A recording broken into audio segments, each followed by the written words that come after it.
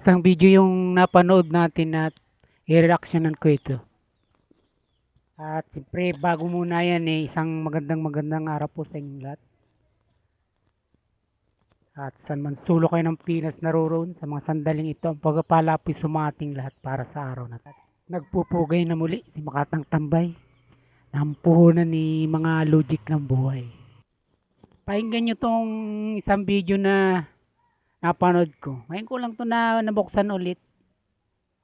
At siyempre, medyo hindi tayo nagpapalampas ng ng papadaan truck pagka tayo nakakarinig ng mga ganito.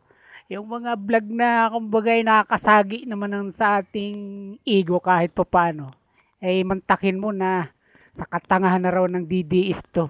Itong kanyang vlog na ito ay meron siya ritong nireaksyonan. Ngayon itinuturing niya ng mga tanga ang mga DDS. At katulad nga ng sabi ko, pag tayo nakakapanood at nakakarinig ng mga ganito, yung, mga, yung mga papadaan truck na yan, hindi natin nihintay na lumampas at talagang sinasalo ko agad natin at umaaksyon tayo, kumikilos tayo, nag-react tayo sa mga bagay na ito. At tingnan natin kung sino talaga ang lalabas na tanga rito. Pakinggan nyo tong vlogger na ito. Itong mga DDS, ewan ko, ha? Ano bang nangyayari sa mga ito? Ha? Hinihiling nila o parang ini-insinuate nila na posibleng si PBBM o si Marcos, si Bongbong Marcos ang isusunod na tatargetin ni Trump. Dahil kinidnap na daw o dinukot si Venezuelan President Maduro. O ngayon, dahil ang issue doon ay tungkol sa illegal na droga, inaakusahan ito na sangkot. Ginawa na ni sangkot sa pagsusupply ng pagpapasok ng droga sa Amerika.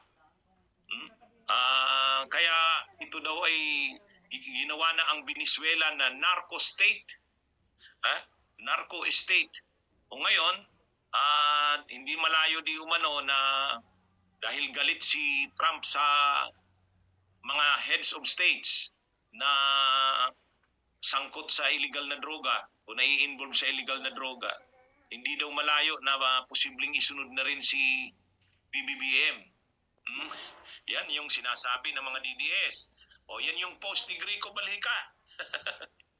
Si Greco Balhica, kilala itong talagang diehard Duterte supporter. Sabi niya, President Donald J. Trump warns President of Colombia, Cuba, and Mexico next for invasion for narco politics.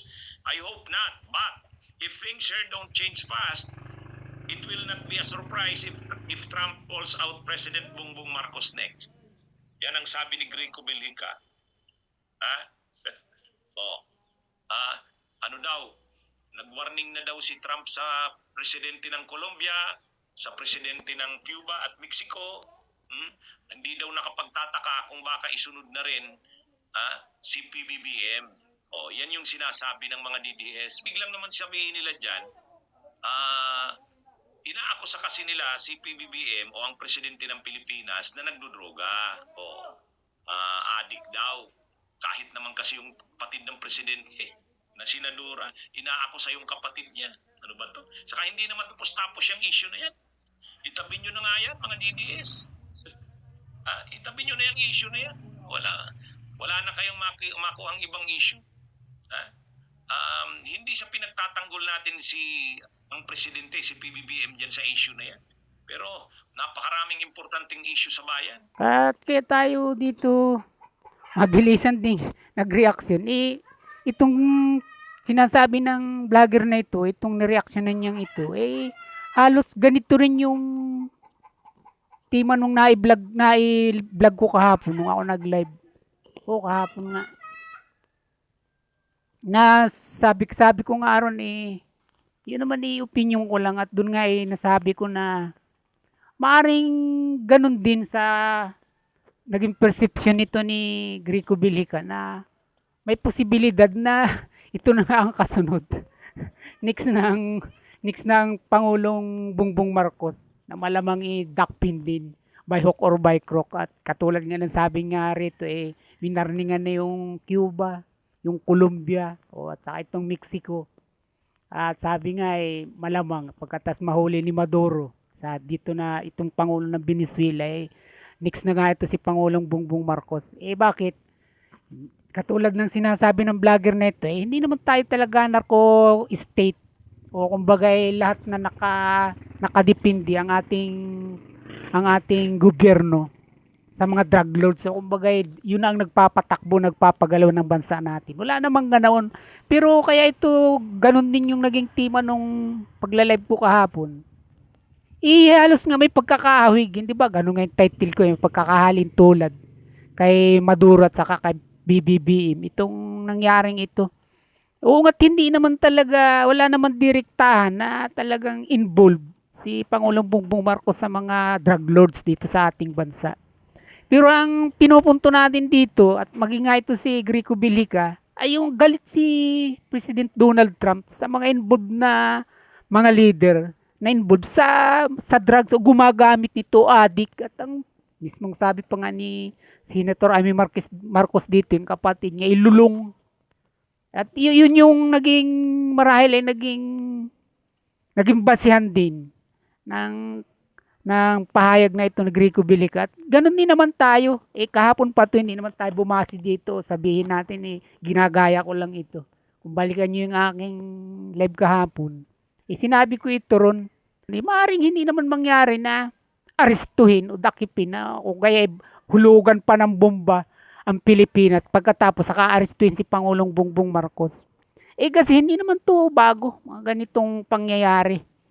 Na talagang pag nag-utos ang Amerika o ang presidente nito, ang pangulo nito, kung sino man yung leader sa ating bansa, ay sinusunod, nangyari ito. At doon binanggit ko nga ito sa vlog ko.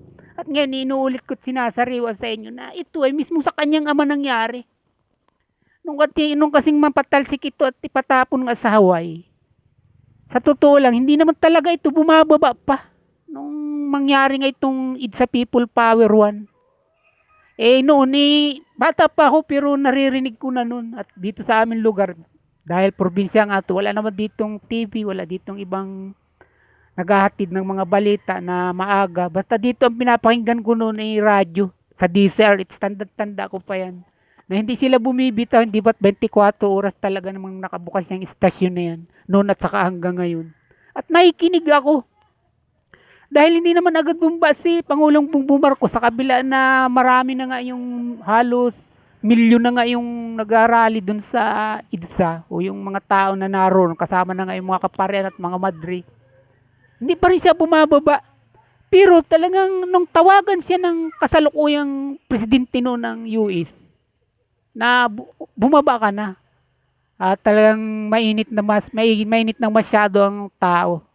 Mismong US nito ang nagtakda na sa Hawaii siya talaga ipatapon o doon dalahin. Nung mga panahon kaya nga siyempre wala pa naman sinusunod na pinuno nun. Ang nagtakda na sa Hawaii siya talaga dalhin nun ang US.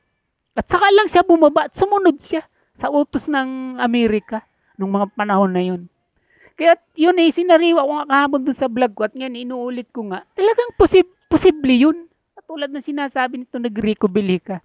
At kaya ako nga ito naisipan reaksyonan, meron din pala talaga na may pagkakahawig dun sa naging pananaw ko sa pag-arestong yun ni Trump dun sa Pangulo ng Venezuela na si Nicolas Maduro. At kaya ito nga, sinasari ko at inuulit ko na ganun nga yung pangyayari. Maring hindi arestuhin siya na katulad nung ginawa sa Venezuela na tila maras naman talaga yung umpisa. Biro mong may mga nasawi naman talaga doon. Hindi mawalan yun dahil bumbaba naman yung ilaglag mo. May pipiliin ba naman yun? Alangan naman na yung target lang ang matay at yung hindi target ay mabubuhay. Alam naman natin hindi ganoon. At yun ay maaaring hindi naman gagawin sa atin ng US. Dahil siyempre tayo naman ay kolonya niya. Talagang alam na kalyado natin sila. Pero maaaring yung sabihan at utusan si Pangulong Bongbong Marcos na bumaba ka na. At dahil nga si Donald Trump o ang presidente ng Amerika ay galit sa mga nai-involved sa droga, maaaring gawin yan talaga yun at pwedeng mangyari. At sa akin hindi ko rin ma-imagine kung talagang gagawin ito at ipag-utos ni Donald Trump kay Pangulong Bongbong Marcos kung ano talaga yung mangyayari at magaganap. Kung ito ba ay bibigay, susunod ng maayos o manlalaban kung talaga may pagkakataon. Di ba't nasabi rin minsan ni Antikler sa kanyang pahayag na kung mangyayari yun. Meron din silang mga pananaw na gano'n eh. Pagtatanggol naman ng mga kasundaluhan nagdududa tayo sa mga ganitong pangyayari kung talaga kung matutupad yun o talaga masusunod yung sinasabi niyang yun. Basta't yun yung pinaka-opinion ko at talagang maaring posible yun, magaganap yun kung ipapakiusap na bumaba na siya. At dahil sa malala na korupsyon at pagiging involved niya sa paggamit ng droga, kahit hindi yung sabihin mo yung hindi siya talaga nakikipagsabuatan doon sa mga drug lords dito sa atin, na bagamat alam naman natin na lumala nga ngayon ng droga, hindi naman natin kinakawin yung kanyang pangalan doon, kundi yung pagiging addict lang niya at pagiging lulong. Naroon lang tayo. At katulad ng sinasabi ko kanina na kahit pinareaksyonan ko, isa pa pagsasabi ng vlogger na ito na mga tanga ang mga DDS.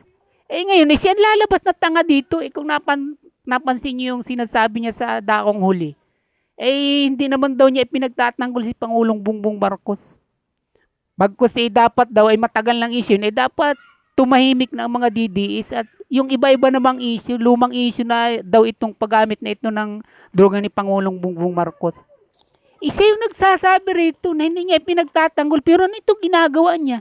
Pinapatahimik niya yung mga DDS na wag ungkatin yung tungkol sa pagiging addict nito. Samantalang siya, sa mga vlog nito at nanonood ako rito, hindi naman siya bumibitaw sa mga Duterte, lalong-lalo na kay Inday Sara o sa ama man nito na nasa dahig. Samantalang nakakulong na ito, hindi rin siya tumatahimik dito. At kung kumbaga, ibabalik natin sa kanya, hindi yung ibang issue naman sana. Hindi gusto lang niya talaga, ipagtanggol. Tinatatwa lang niya. Yun yung maliwanag dito. At ngayon, sino lumalabas na tanga dito? Mga kabayan, mga kapinas ko.